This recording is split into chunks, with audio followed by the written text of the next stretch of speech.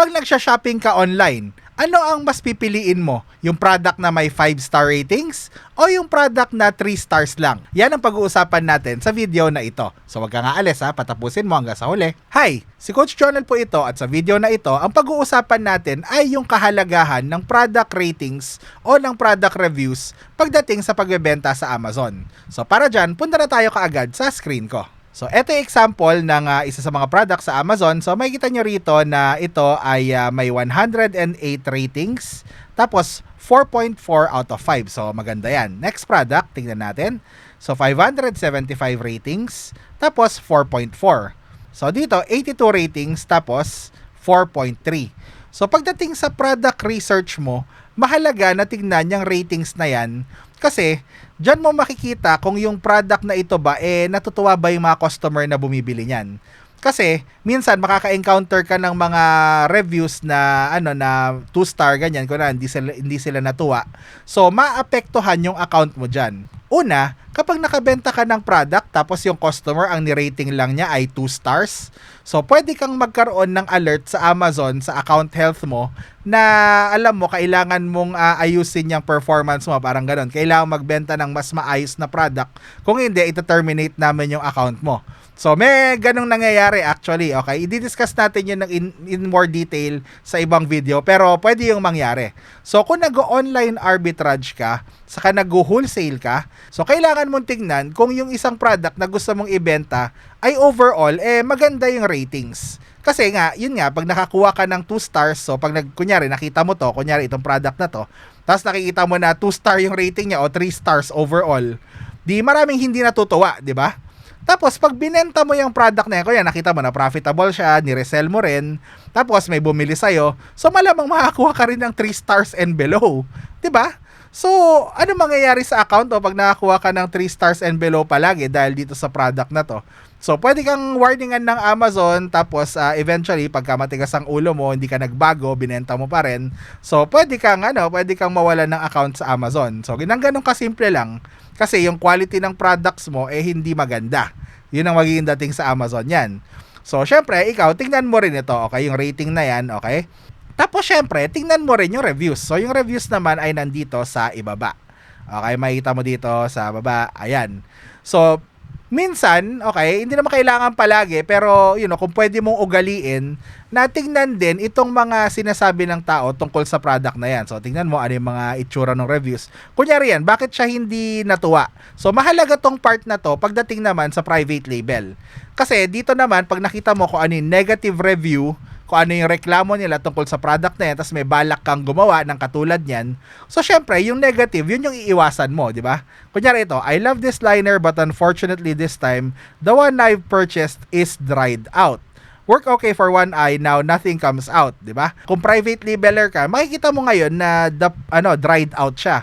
So, ibig sabihin, ikaw parang, okay, so kailangan siguro yung akin, yung ganitong gagawin kong product na, na eyeliner.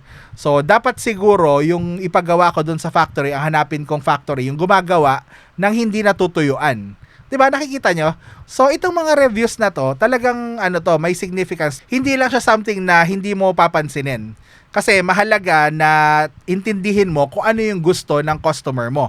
Lalo-lalo na pagka private label ka. Ang next aspect na gusto kong tignan nyo tungkol sa mga reviews, yung kung paano makakuha ng mas maraming reviews. Kasi syempre, di ba, kung mas maraming ratings and reviews yung isang bagay, kunyari, ito nga, yung example ko nung simula ng video, kung nakita ka ng dalawang product na ganito, kunyari, naghahanap ka ng Swiss knife na may kutsarang ganito at may tinidor na ganito, okay? Kunyari, ito mismo yung gusto mo, okay? Tapos napaghihiwalay yan Ayan, paano ba to? Ayan. So, kunyari, naghahanap ka ng ganito. Tapos, may nakita ka na ganito yung itsura, tapos pareho silang $10. Tapos, as in, pinagkaiba lang nila yung brand. Kunyari, yung isa Jonel's brand, yung isa Mrs. ko, so Mina's brand, parang ganon. So, tapos makikita mo na ito, merong 5-star reviews. Kunyari, pareho silang 5-star. Tapos ito, makikita mo na yung number of reviews niya ay 100. Tapos ito, makikita mo yung number of reviews niya ay 1,000. O kunyari ito, makikita mo na yung ratings niya ay 50. Tapos ito, yung ratings niya ay 5,000. So ano yung mas katiwa-tiwala? 'Di ba mas katiwa-tiwala yung yung may ratings na super dami. So kahit na 5-star ito, kung 80 lang kunyari yung niya or 10 lang yung ratings niya, so yung 5 stars na yun parang out of 10 people, kumpara sa kunyari na lang ito parang 4.5 stars pero 5,000 people yung nagsabi na 4.5 ito. So malamang sa malamang ito yung mas pipiliin mo kasi mas maraming taong natuwa dito sa isang to kaysa dito. Tapos isa pa, sa reviews naman, yung written reviews, okay? Sa written reviews, syempre, kung kunyari naman, makikita mo na itong isang to, parang ang daming nagre-reklamo, okay, na parang madaling masira, parang, or alam mo yung mga ganon, or kinalawang agad, parang ganon, or pangit ang pagkakagawa. Tapos itong isang to para makita mo na parang wow, hindi ako makapaniwala na ang ganda ng product na to, parang ganon, para sa presyo niya. So pag nakita ng mga tao yung mga reviews na yan, ano yung mas pipiliin nila? Syempre ito, 'di ba? Kasi mas maganda yung reviews, mas maganda yung sinasabi ng mga taong nakabili tungkol diyan. Ngayon, super mas mahalaga ito sa private label. Okay? So kasi syempre ang goal mo is makakuha ng mga positive reviews.